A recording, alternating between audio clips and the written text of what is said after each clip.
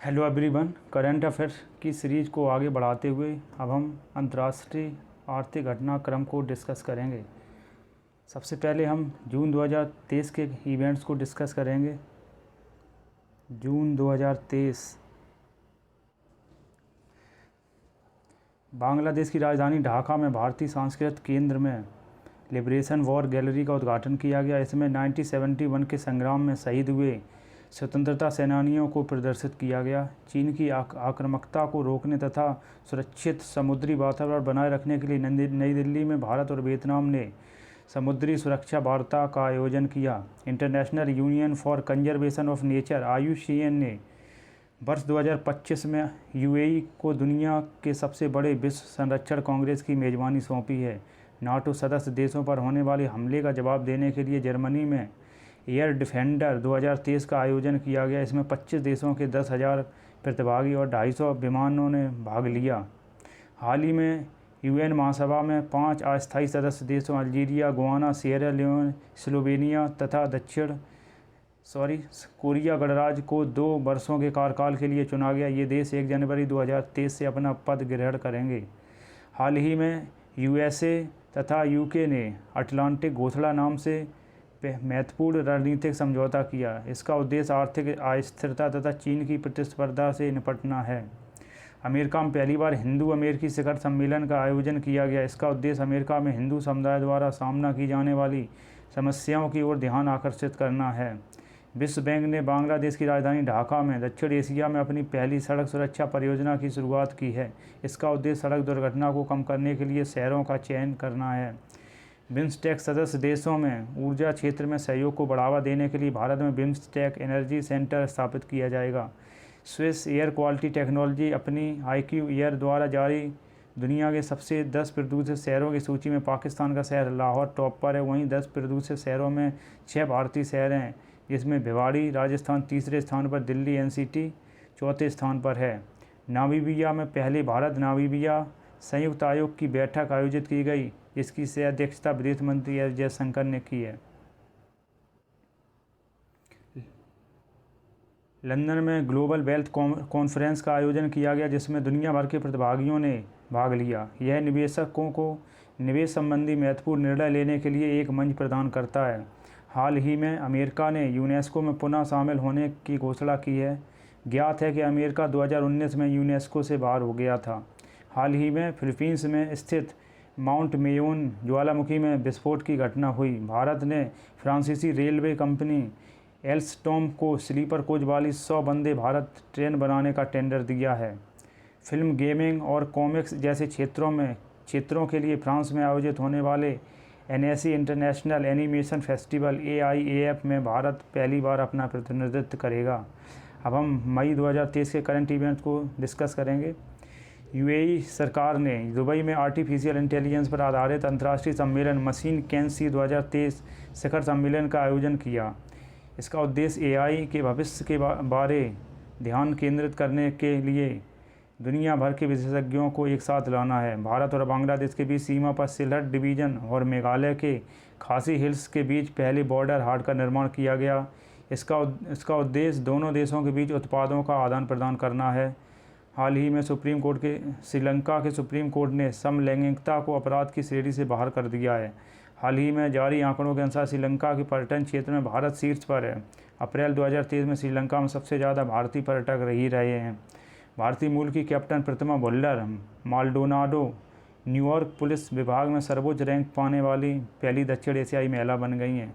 भारत और बांग्लादेश ने संयुक्त रूप से 50 स्टार्टअप एक्सचेंज प्रोग्राम की शुरुआत की है। इसके तहत भारत के 50 स्टार्टअप तथा बांग्लादेश के 50 स्टार्टअप के बीच यात्रियों को सुविधा प्रदान की जाएगी और तथा उद्यमियों के बीच सहयोग को बढ़ावा मिलेगा।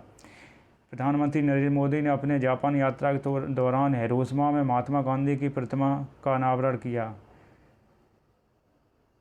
हाल ही में नेपाल के पर्वतारोही कामी रीता शेरपा ने माउंट एवरेस्ट पर अपनी 27वीं चढ़ाई पूरी कर ली। इन्होंने दुनिया के सबसे ऊंचे पर्वत पर सबसे अधिक बार चढ़ाई करने का रिकॉर्ड बनाया है। हाल ही में भारत और ऑस्ट्रेलिया ने अक्षय ऊर्जा के क्षेत्र में सहयोग के लिए ग्रीन हाइड्रोजन टास्क फोर्स का गठन किया है। किसने गठन किया है? भारत और ऑस्ट्रेलिया ने ग्रीन हाइड्रोजन टास्क फोर्स का गठन।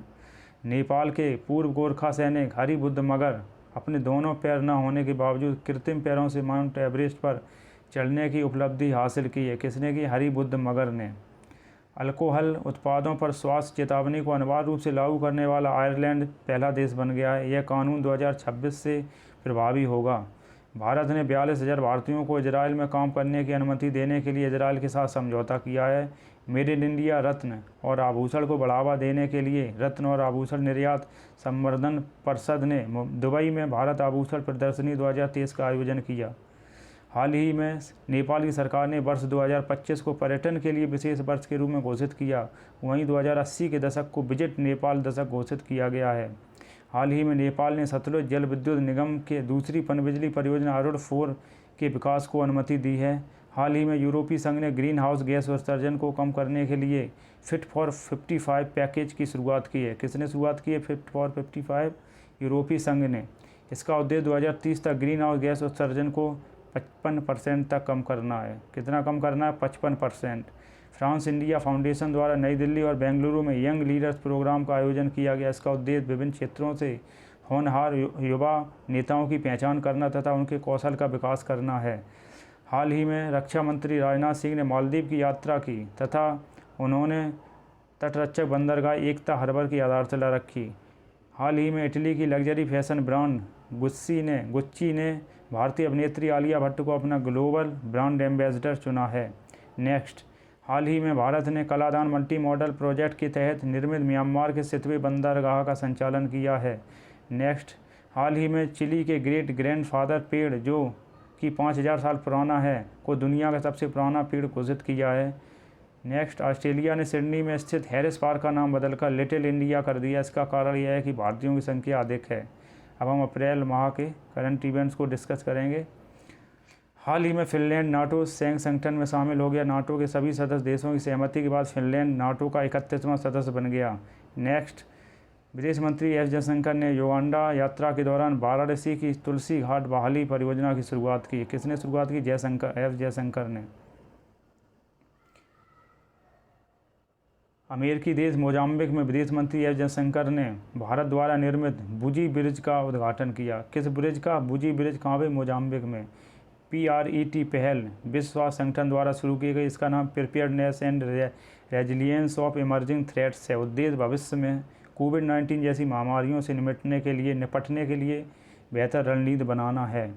यूके के ऑक्सफोर्ड विश्वविद्यालय में विकसित मलेरिया वैक्सीन R21 के उपयोग को स्वीकृति देने वाला घाना पहला देश बन गया। अफ्रीका का पहला देश घाना बन गया है। हाल ही में चाबर बंदरगाह पर भारत मध्य एशिया संयुक्त कार्य समूह की बैठक मुंबई में आयोजित की गई। भारत और ईरान व्यापारिक संबंधों को बढ़ाने के लिए चाबहार बंदरगाह का विकास कर रहे हैं।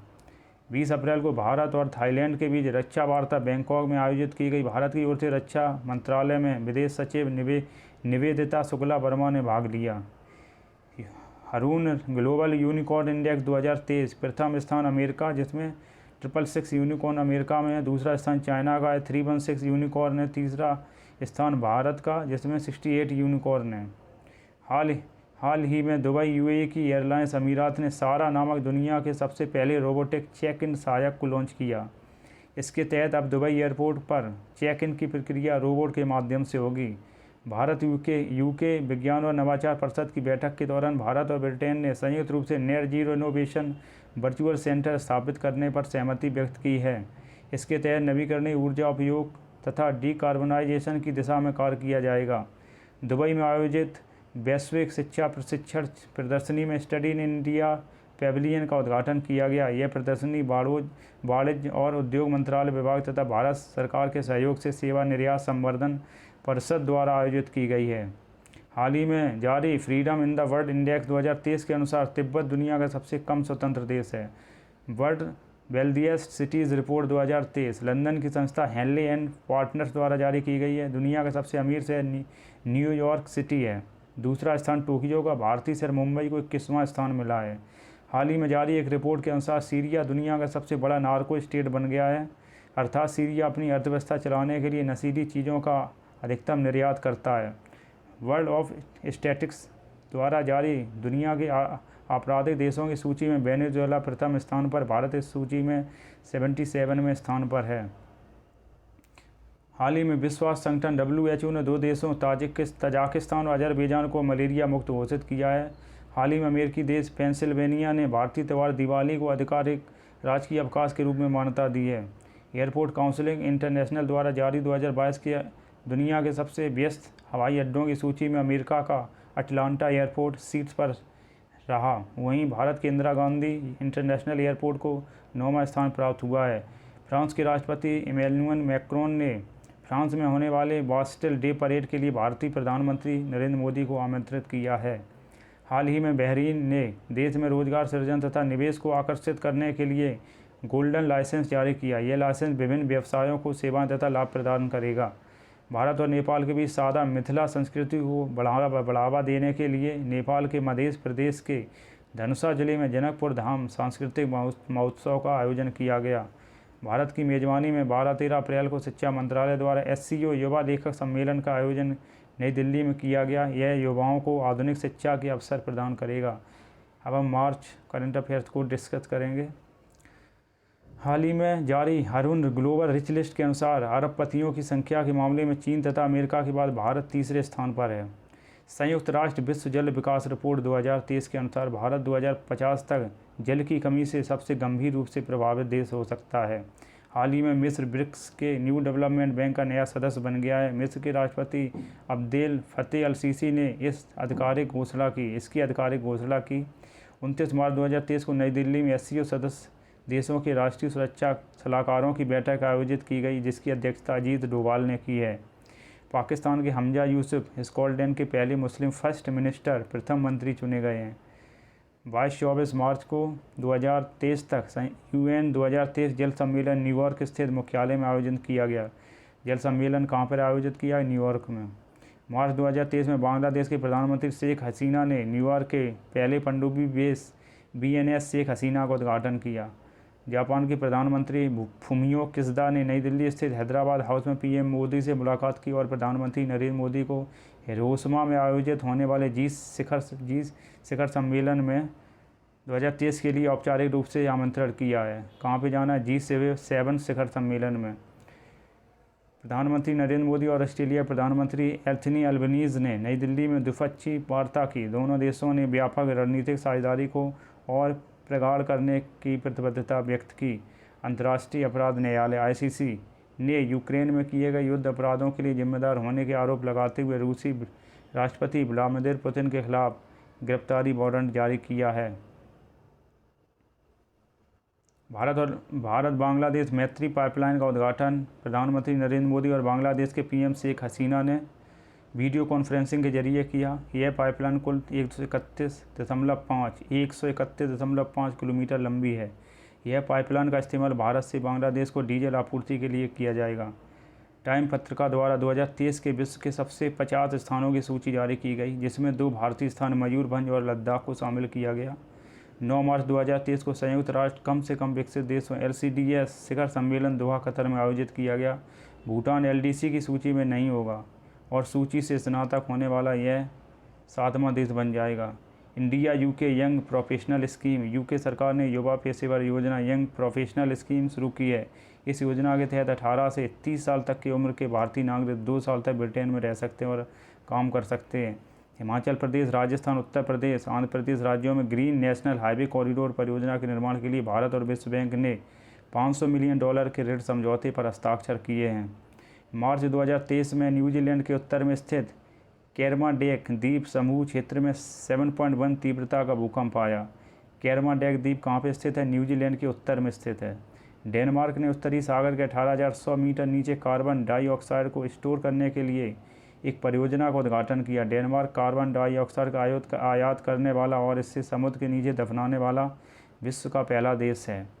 भारत के नेतृत्व में नई दिल्ली के विज्ञान भवन में साझा बौद्ध विरासत पर शंघाई सहयोग संगठन का 2 दिवसीय अंतर्राष्ट्रीय सम्मेलन का आयोजन किया गया। हाल ही में इंडोनेशिया के माउंट मेरापी ज्वालामुखी में विस्फोट की घटना हुई। दक्षिणी अमेरिकी देश कोलंबिया ने 25 वर्षों में पहली बार महिलाओं के लिए सैन्य सेवा शुरू की है।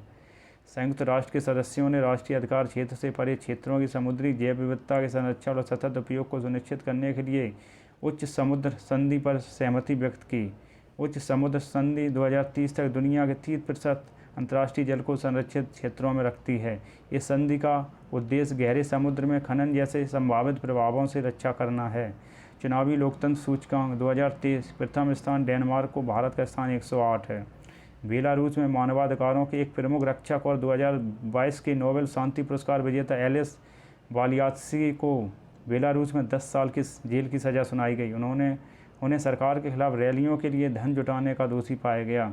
हाल ही में आईपीसीसी ने जलवायु परिवर्तन 2023 संश्लेषण रिपोर्ट जारी की है। इस रिपोर्ट के अनुसार मानवीय गतिविधियां ग्लोबल वार्मिंग का मुख्य कारण है। भारत और लग्जमबर्ग ने 75 साल की दोस्ती का जश्न मनाने के लिए एक संयुक्त स्मारक डाक टिकट लॉन्च किया है।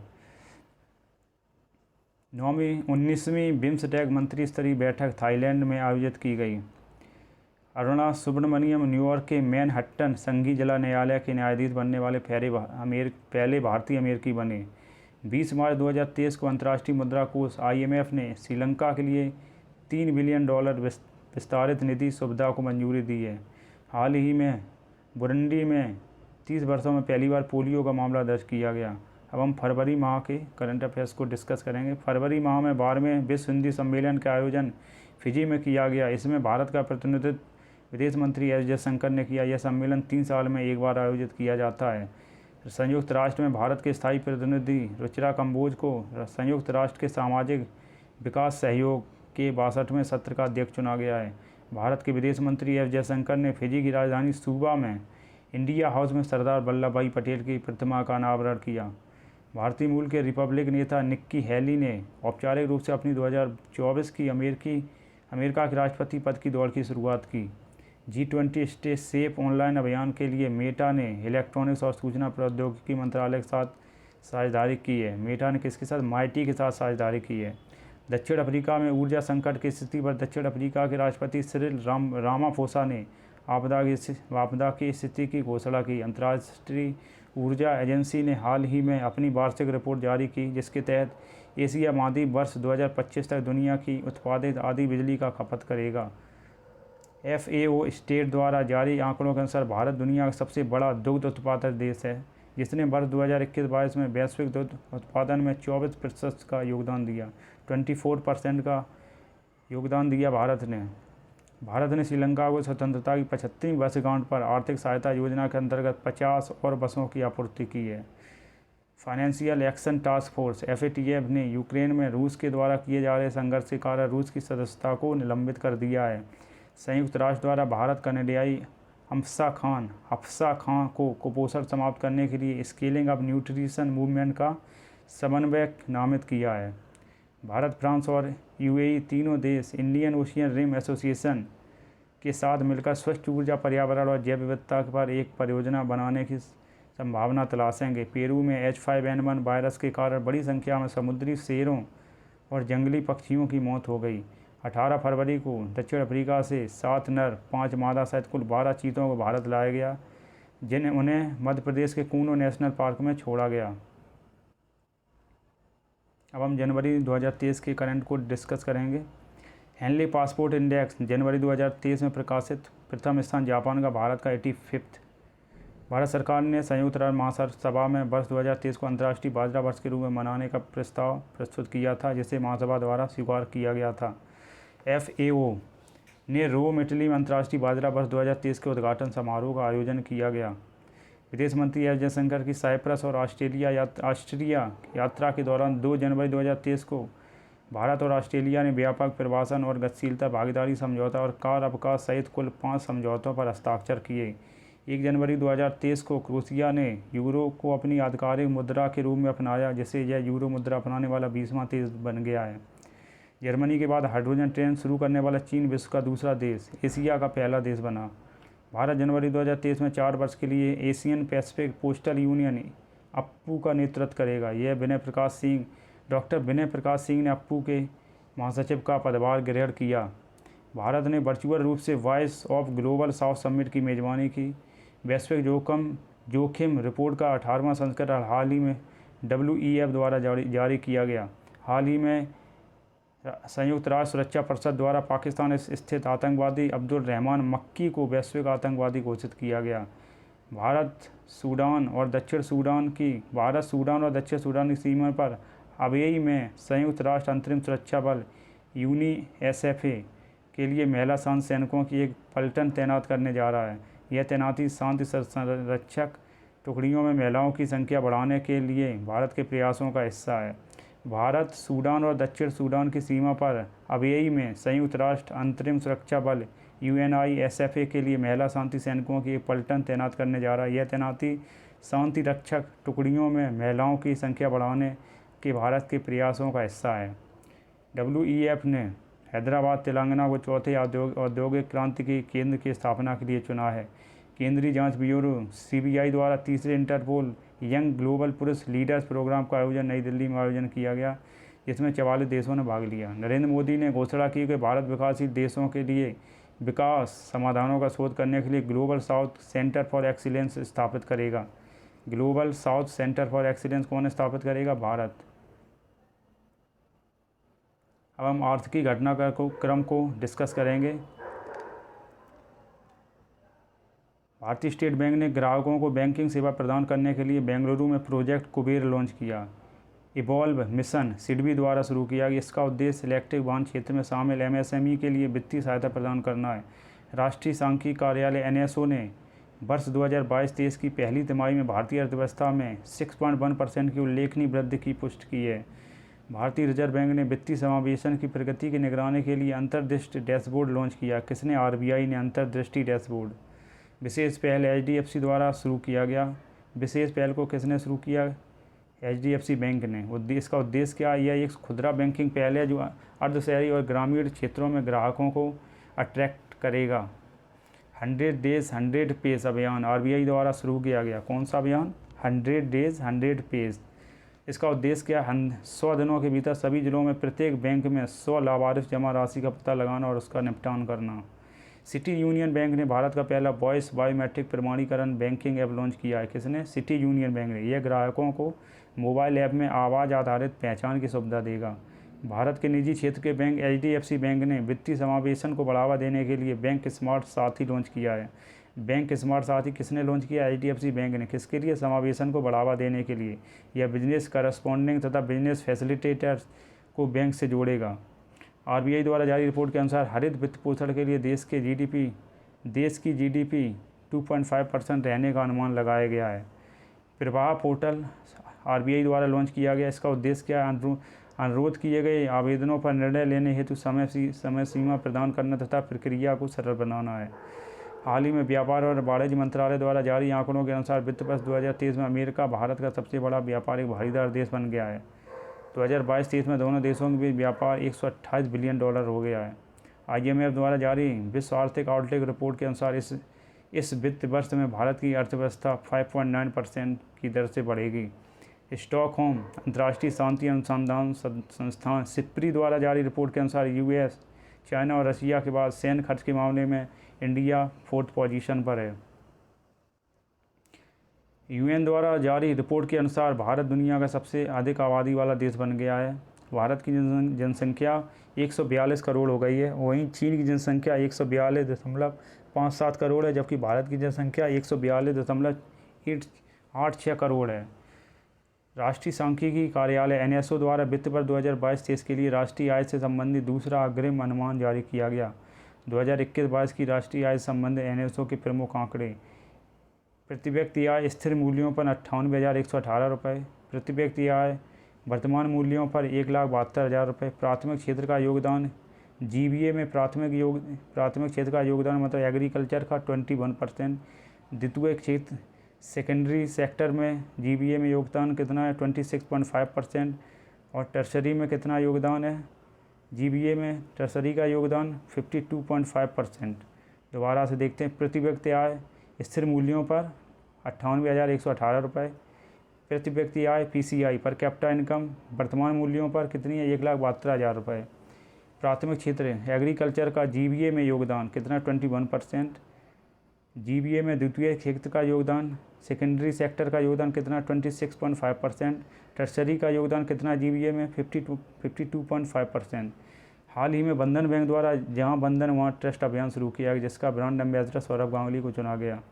आरबीआई ने प्रत्येक नागरिक को डिजिटल भुगतान का उपयोगकर्ता बनाने के उद्देश्य से हर पेमेंट डिजिटल मिशन की शुरुआत की। हर पेमेंट डिजिटल मिशन की शुरुआत किसने की? आरबीआई ने।